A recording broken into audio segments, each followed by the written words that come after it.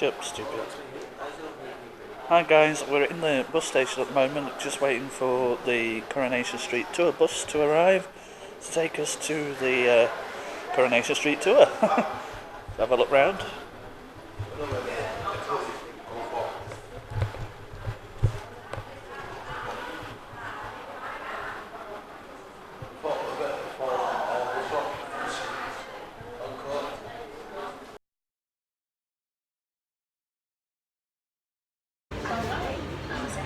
So hi, just to let you know, we spoke to our coach driver this morning and he basically said that we were in the tour till 5 o'clock.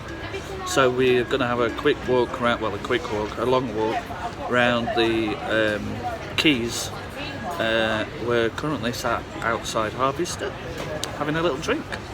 I don't want to use the big camera too much during the daytime because obviously we're going to be using it for the tour that later on. So I just thought I'd let you know what was happening. See you soon.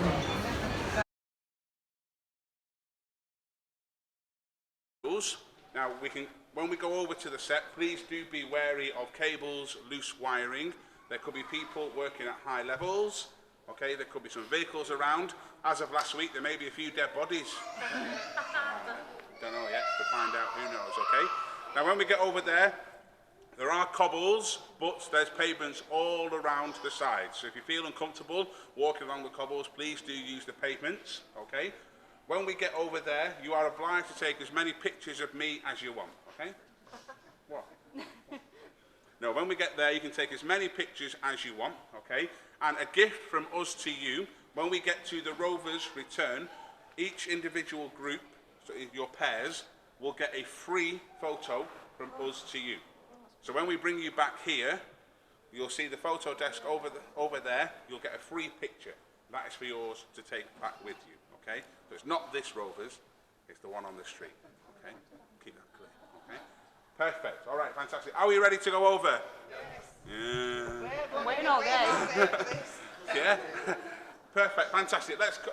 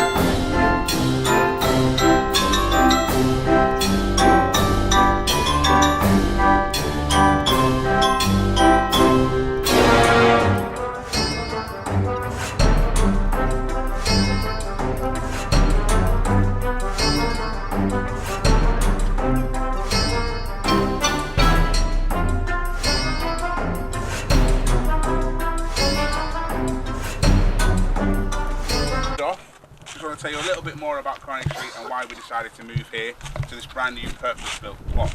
Now in 2010 it was announced that it was going to come here, and in 2011 construction began here right next to the Imperial War Museum that we've got there, following a survey to see if there had been any bombs left over from World War II. Thankfully for us, there hadn't.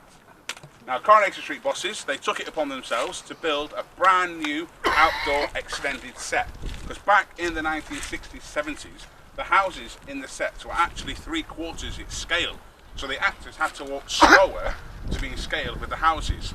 So poor old Rita Fairclough and Vera Duckworth in her high heels couldn't even walk slow anyway, had to walk even slower to be in scale. Now the fictional backstory to Coronation Street is that it was opened in 1902 to celebrate the coronation of King Edward VII. Now does anybody know what Coronation Street was actually going to be called? Florizel Street. Good man, you're absolutely right. Florizel Street. Yes, Florizel. And this was thanks to a tea lady who, when Tony Warren, the creator of Coronation Street, overheard this tea lady say that she felt that Florizel sounded a bit like a disinfectant. So he got back to his pen and paper and he called it Coronation Street. Now this was of course 57 years ago, on Friday the 9th of December at 7 p.m. Do you remember it? Of course you don't, you're far too young. You're far too young. You're all far too young. But to put that into context, 1960, Princess Margaret, she married a photographer called Anthony Armstrong Jones. The Beatles, they played their first gigs in Berlin, and Danny Baldwin, Mike Baldwin's son, played by the fabulous Bradley Walsh, he was born. Now this building here, this is where it all happens. This is Coronation Street. Now in this building we have over 280 people working in this building, from props to set to costume to editing, storylines, you name it, everybody works in here. However, the cast and crew believe that the best room in here is the canteen, because they know they can come out of a hard day's filming and get a nice warm meal, although I don't think it's as good as Betty's hot pot. No? Perfect. Okay, so what we're going to do now, we're going to head through the turnstiles. Our security guard there, just flash your pass, and ladies, a quick bag check, and then we'll carry on.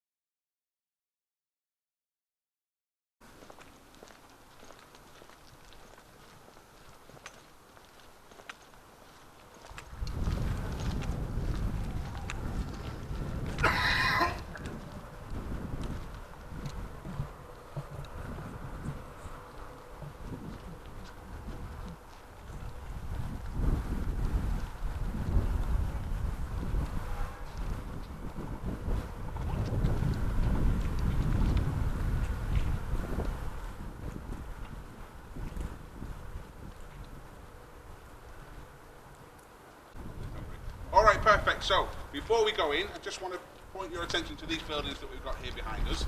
Now, these are the studios. This is all here. So, when people ask us, they are 8 weeks ahead. So, if we did go inside, there could be some spoilers in there as well, okay? And there's actually people working in there as we speak that are setting up scenes ready for the week's filming, okay? Which is why we can't go in there at the moment, okay? Now, if you watch Coronation Street on the TVs, and if you see the Weatherfield General, when they have hospital scenes, that's all done in those buildings over there. Now, there is always a makeup artist on hand to help touch up the actors and actresses' makeup, because sometimes, as it's doing now, it rains in Manchester. Okay, so there's someone there to help touch up the makeup. Now, in 1 month, Coronation Street, they go through 50 boxes of tissues, 15 cans of hairspray, 10 cans of lipstick, and that Michelle Connor goes through 2 K-hole eyeliners. I use boots, much cheaper. There's always a crew member as well on hand. Because of those wintry and cold months, there's always a crew member on hand to give the actors hot water bottles, nice comfy blankets, and on a hot day there'll be an ice cream van that will come down, and then when the director shouts cut, they all run off for a 99. All run off for a 99. Now, a quiz question. 1960 to the present day, how many episodes of Coronation Street has there been? How many episodes? 1960 to the present day. There's been 9,500 episodes of Coronation Street. And there's been 4,800 actors to appear on this show as well. Now, in 1 week, it's 180 hours filming they do in 1 week, which is equivalent to 6 episodes a week. And Coronation Street is sold all over the world, to Australia, Canada, America, New Zealand, Ireland, India, you name it, it is sold absolutely everywhere. Now, when it first fully networked in May of 1961, there was actually 24 episodes of Coronation Street, and Tony Warren himself actually wrote 5 of those at 24 years old. 12 of those were live, and 12 of those were pre-recorded. So on a Wednesday you get a live show, and on a Friday you get a pre-recorded show. So that's what happened back then. Perfect, so we're now going to move on to the cobbles, so please do be wary of your feet, and please do be careful because it might be a little bit slippy now. have a look up there and see if you can see anything different, any different colours of anything. This young man pointed it out before. The bricks where the tram crashed. Yeah, so you have a look at those bricks up there. They're a different colour, aren't they? And that is because of the tram crash back in 2010, following a gas explosion at the joinery bar, which is now the Viaduct Bistro. Now, the episode dealing with the crash and the aftermath was actually marked as the 50th anniversary of the show. The ratings soared, and they were the best they'd ever been for over a decade. The cast and crew really pulled it out on that night. But does anybody know when the very first public transport crash was? So we are going to go back to May of 1967, when a goods train actually derailed off the viaduct, destroying most of the viaduct. Ina Sharples was trapped and she was dragged from the rubble. She was rushed to hospital. Many of the residents didn't think she'd make it. Oh no. But 24 hours later, the old battle axe, she strode into the Rovers ordering a milk stout, claiming she was bored in hospital. Hey, they made them tough in those days. Perfect. So here we are on Viaduct Street. So you've got your Viaduct Bistro. Down here as well on the left, you have the burnt out garage, which is where Robert was doing his steroid dealing. So down there. So make sure you get all of your pictures, ladies and gents, please. And again, please do be careful of the surface.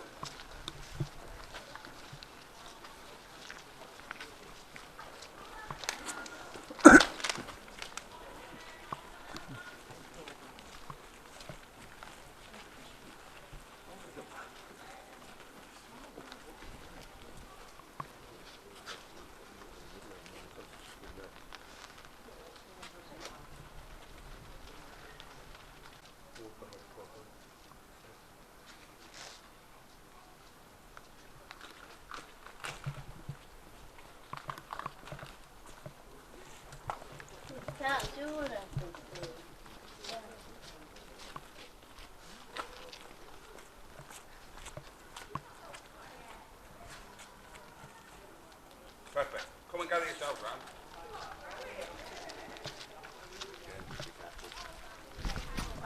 So here we are at D and S Allahan's off licence. Does anybody know what the S stands for?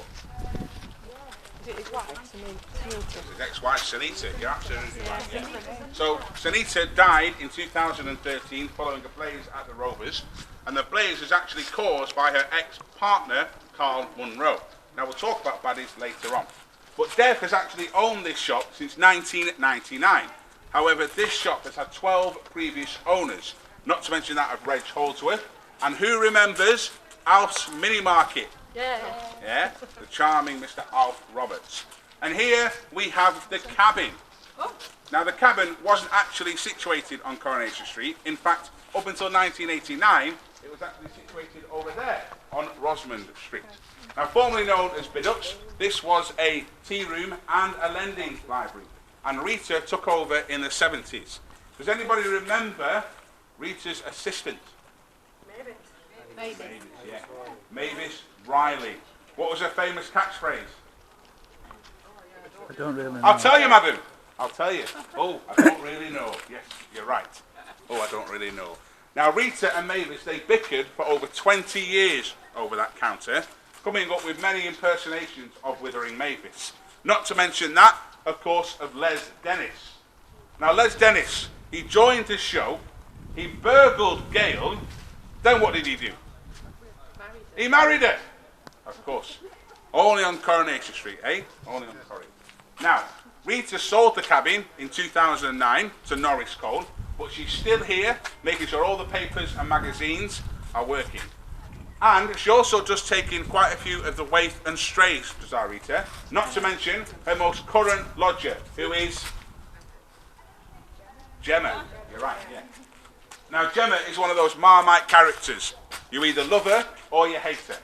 However, Gemma was there to help Rita go through that traumatic period of a brain tumour. Now, you may want to know that the suites in the cabin are actually real, although they've been there since about 1964. So I wouldn't try one. I wouldn't. However, the papers and magazines aren't real due to licensing laws. So tittle, tattle and hire are not real, although I think they should be. Perfect. Okay, so get your photos. Once you've got your photos, join me around. Yeah, all right, over there. I've seen it. Okay, so here we are, Webster's Autos, Kevin Webster's garage. Who else works here? Tyrone Dobbs, yes. And before he was taken from us was Luke. Yeah. Luke, yeah. So Luke's worked here as well. Now, does anybody remember what happened here famously in about 2018? Because he found out that she was having a secret affair with Martin Platt. So Tommy went, Katie, you can't do that. And Katie said, I don't care. Bang. With a wrench, killed him. Gone. Stone dead. So let's talk about the show's notorious baddies. Who's got a favourite baddie? Richard Hillman. Pat Phelan, yeah. Yeah. Norman Bates with a briefcase, Richard Hillman. Yeah. Who else have we got? Who remembers Charlie Stubbs? Yeah. All the ladies remember Charlie Stubbs, yeah. He was a good looking lad, wasn't he? Good looking lad, yeah. What about Alan Bradley? Rita! Oh, yeah. Yeah. That's coming up soon on ITV3. That's coming up soon. He's off to Blackpool now to find Rita. Coming up soon. Tracy Barlow. Yeah. She a baddie? Yeah. Yeah, she's a baddie, isn't she? She's the bad one. Yeah. So, let's talk about Richard Hillman. Now, Richard Hillman joined the cast as Gail's third husband. Now, Gail and another character actually hold the record for amount of marriages. Who is that other character and what's the record? Rita Fairclough. No. It's a male character. Oh. Okay, no. It's actually Steve MacDonald. Steve MacDonald. And Gail and Steve have been married 6 times. 6 times. So Steve married Karen twice and Gail married Brian twice. But the very first wedding actually happened in May of 1967 when Annie and Jack Walker's daughter Joan married Gordon Davis.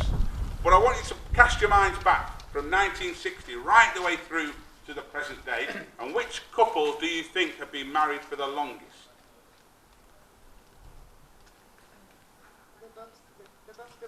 No. Sadly, they're actually both dead. Jack and Vera, yeah. Jack and Vera Duckworth, yes. So they are the longest married couple, and they actually celebrated their golden wedding anniversary in 2008 before Vera was taken from us. Now here we are at Underworld. Now Underworld, Webster's, Prima Donna, Preston's Petals and Streetcars, all of their interior filming is actually done here. Whereas all the houses and everything else is done over there in the studios. Now, Underworld, does anybody have a needle and thread with them? No? There's a knicker stitcher vacancy going, if anybody wants one. Okay. Now, knicker stitching actually comes in second here to fighting, gossiping, and swinging the lead. Yeah? And especially with Kirkon packing, I don't think anything gets done. Do you? Now, back in the 1960s, early 70s, when all the interior and exterior filming was done in the studios over in the Manchester City Centre buildings, they actually used to paint all of the road markings on the floor. So when they were doing the exterior shots and the actors had to stand onto the pavements, all the actors did was lift their leg and stand over the painted marking. So it looked like they were actually standing on a pavement. Now, what happened here famously in and around this area? What happened famously to do with Underworld? The show's 2 characters that hated each other, couldn't stand each other. Mike Baldwin and Ken Barlow. Yeah, Ken Barlow and Mike Baldwin. Remember Mike had his heart attack? Ken was here looking after him, helping him, wasn't he? Perfect. Okay, so make sure you get your photos now, folks, round here, and then we'll carry on. I'll get one at Underworld.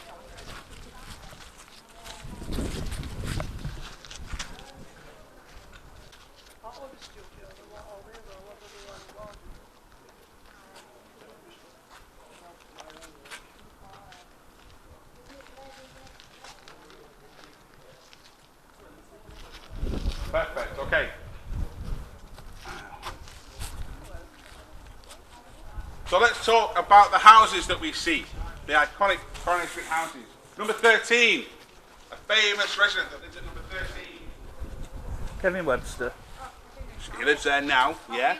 Oh, Hilda Ogden. Simon to David A. Excuse me. Yes, Simon, hello, I'm in the middle of a talk. Is everything okay? Yeah, no problem. Just to say that he's in Boston, I think. Yes, of course. Hilda Ogden lived at number 13. Now, Boxing Day, 1987, 29 million people tuned in to see her very last episode. Who remembers her hanging her pinny up and heading off to the Derbyshire Hills to be a doctor's housekeeper? It is still today one of the highest ever viewed episodes on Coronation Street. One of the highest. Now, number 11. I'm going to stand on this side. Am I still in? Am I still in? I'm going to stand on this side. Who lived there? Pat Phelan. And I have to say, his dumb wife, Eileen Grinshaw. I mean, to be married to that man for so long and not know he's a murderer, she's not got a screw loose, has she? I tell you. Now, previous tenants of number 11, Elsie Tanner, Alf and Audrey Roberts, and the MacDonald family. And it's got Dennis Tanner scribbled in there as well. Yeah, so do have a look. Dennis Tanner scribbled in there. And then we come to number 9. Who painted the stone cladding on number 9? Jack and Vera. Yeah, Jack and Vera Duckworth, of course. Now, Vera actually thought she was getting one over on her neighbours by painting her house blue and yellow. However, I don't think she did a very good job, to be fair. Now, Bill Tarmy and Liz Dawn were actually both extras on the show before they became full-time cast members. And Jack was actually, or Bill Tarmy was actually an extra for about 15 years before he became a full-time cast member. Bill Tarmy, who played Jack Duckworth, yeah. He was a cast member, he was an extra for about 15 years, and then he asked the production team, he said, if I'm cast as Jack Duckworth, is that going to stop me from being an extra? Yes, mate, it will. It will, yes. Now, other extras include Michael Lavelle, who was Kevin Webster, Malcolm Hebden, who plays Norris Cole, and Sarah Lancashire, who is Raquel. And now we come to number 7. Who lives at number 7? Dev. Yeah. Dev is at number 7. And then we've got number 5. Who's at number 5? Fizz. Yeah. Fizz. Tyrone. There's another character who had a dog called Shemichael. Kurt. Chesney. Oh, yeah. Chesney. Now, who remembers the famous scene in that window when the Battersbys were playing really loud music and Curly Watts ran up, got the radio and went and threw it out of the window, smashed all over the cobbles here. Very famous scene. Number 3. Who is at number 3? Norris Cole. Yeah. So Norris Cole And Mary. and of course it used to be Emily Bishop. Yeah, and Mary's in there now. Now Emily Bishop left the show in the 80s and she flew out to Peru to do volunteer work. Yeah, she's still there. 28 years. I couldn't volunteer for 28 years. Could you, mate? I couldn't do 28 years. Is that where Spider is? Yeah, so her nephew Spider. Yeah, absolutely right. And then of course we come to the most famous house in all of Coronation Street. Of course, number 1. Who lives at number 1? Ken Barlow. Yeah, Ken Barlow, absolutely, yeah. Played by the evergreen himself, Mr. William Roach. Okay, so before I move on to the Rovers, as you can see, you've got a completely free street, so make sure you take advantage, get your pictures of all you've got, and come and meet me up after the pictures. I know, yeah. Not fake anymore.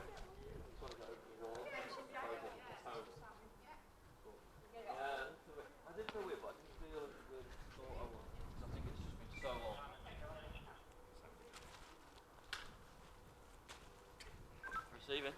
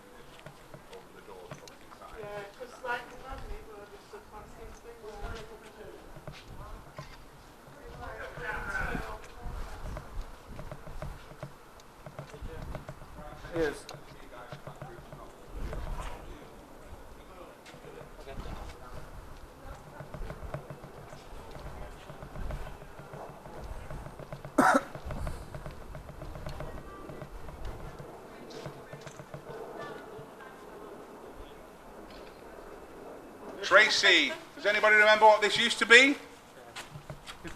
The Bookies. Pete Barlow's betting shop. Yeah. Barlow's buys. Well, yeah, it was. Yeah, it was also her pawn shop as well. Remember Tracy's pawn shop? And then you've got streetcars here. Does anybody know who owns streetcars now? Stephen Tim. Who? Stephen Tim. Nope. Sally Metcalf now owns streetcars. Sally Metcalf, she took it on in 2016 and then she brought her husband Tim onto it. Now, does anybody remember how streetcars came about? Who was the silent partner? No. Well, he wasn't the silent partner, no. But Lloyd did work with him. Lloyd, yeah.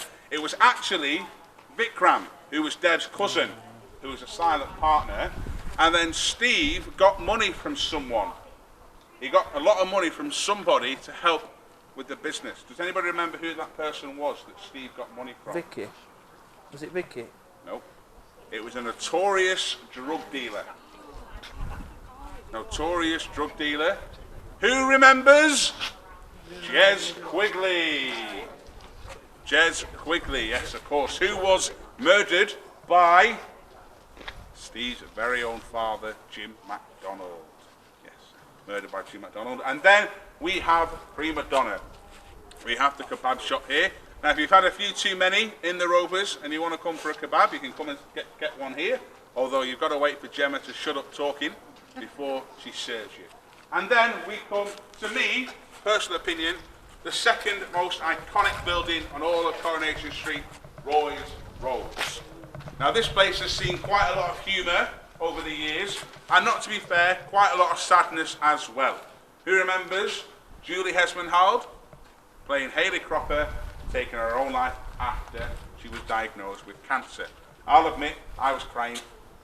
I was crying. Very, very sad scene, yeah. So make sure you now get your pictures of Prima Donna, Roy's Rolls and streetcars, and then don't go any further. It's residential. Nobody lives in these houses. However, we've got Adam Barlow's solicitors here. Adam Barlow's solicitors. Victoria Courts, where we've got a few people living in there. Who lives in Victoria Courts? Carla. Michelle. Johnny. And then, before he took his own life? Aidan. And of course, Nick and Leanne Tilsley. I thought Aidan lived above Prima Donna. What's that? Didn't Aidan live above Prima Donna? He was renting both. Was he? Renting both, yeah. And then we come to, of course, dun dun dun, Pat Phelan's Builders Yard. Here we are, Pat Phelan's Builders Yard.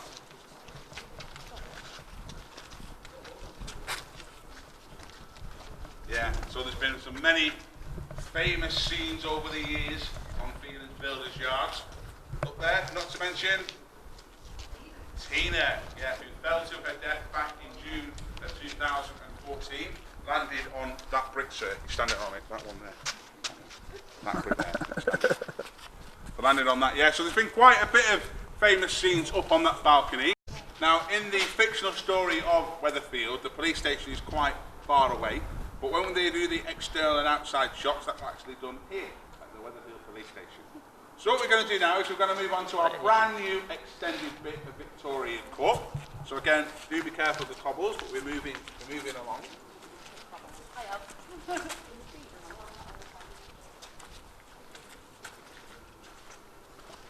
So what we've got to my right and to your left, we have the speed dial, we have the restaurant, the Nadir's restaurant here. Now if you're strapped for a bit of cash, and young man, if you want to take your nice young lady out for a meal, yeah, you can come here. Surf and turf, £4. You're loving it. Right, It's yes, an I'm absolute right. bargain. So take a picture of the menu, yeah, and if you fancy it, I'll make, I'll ask a few calls and see what we can do.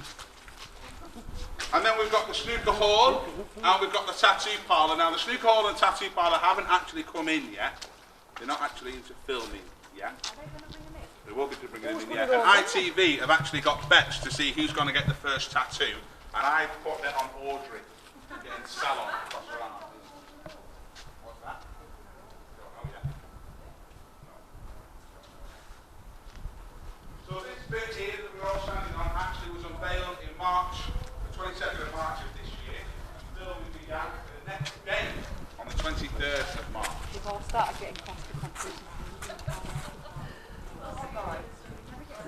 bigger.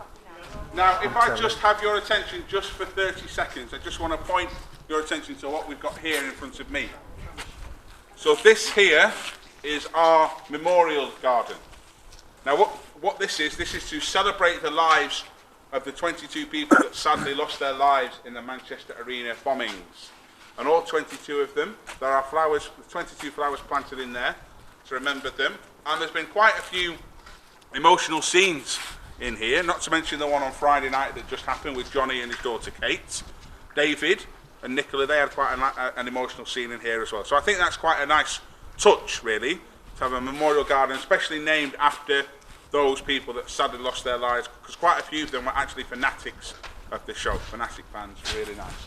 And then we come to the Weatherfield tram stop, Weatherfield North tram stop. So if you all gather round, because there's a little bit of history on this that I want to tell you about.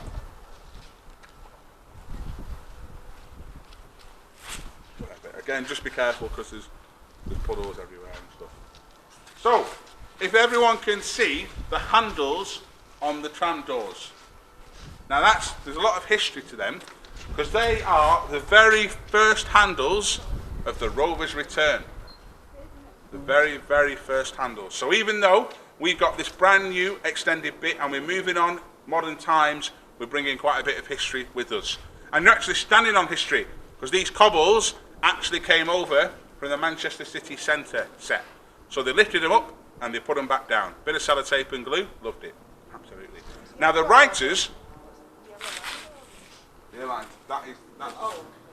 that was the old bus stop. Bus stop sign. So the writers of Coronation Street are actually chomping at the bit because they can create some brand new characters and brand new storylines. Not to mention this storyline that's happening at the moment with Kirk. Oh, Who's watching that at Kirk? Is he going to have an affair, do you think? Yeah. Do you think he's going to leave her? Have an affair. And then, of course, we've got Costa and we have Co-op. Now, if you go shopping in a Co-op now, and you go anywhere and you get a bag for life, it actually says Coronation Street on the bag. Bag for life, it actually says it on there.